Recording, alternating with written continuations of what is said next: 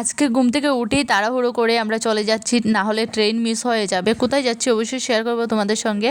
এইদিকে ছাতা নিয়েছি, বৃষ্টি হচ্ছে, সকাল দিকে আরও প্রচণ্ড বৃষ্টি হয়েছিল, এখন তো বৃষ্টিটা কমেছে। এইদিকে রাস্তার অবস্থা দেখতেই পাচ্ছ কি অবস্থা হয়ে আছে, একটা টুকটুকও পাচ্ছি না, হেঁটে হেঁটে যেতে হচ্ছে। এইদিকে আমার ফোনটা খারাপ হয়ে গেছে, এখনও ঠিক হবে কি না জানি না, একদম অটোমেটিক অফ হয় অন হয়, তো এইরকমই করতে আছে।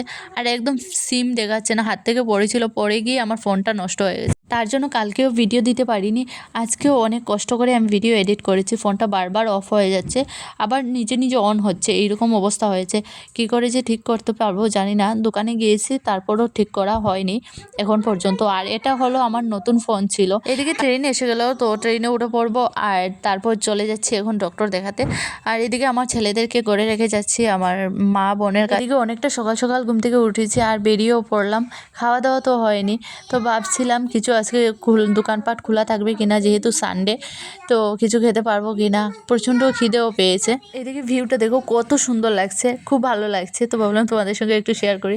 তো চলে আসলাম এখন এতক্ষণ বসার পর, আর এখন আমি চলে যাব আমাদের লোকেশন চেক করা হচ্ছে ডক্টরের কাছে যাওয়ার জন্য, কারণ আমরা এখানের অ্যাড্রেসটা জানি না, তো লোকেশন দেখে দেখে যাওয়া হচ্ছে। অনেকটা সময় পর আমরা লোকেশন পেলাম, তো এখন আমি ডক্টরের কাছে যাওয়া যাক। তারপর আমার ফোনটা সুইচ অফ হয়ে গেছিলো, আর অন হয়নি, যার কারণে আমি আর ভিডিও করতে পারিনি।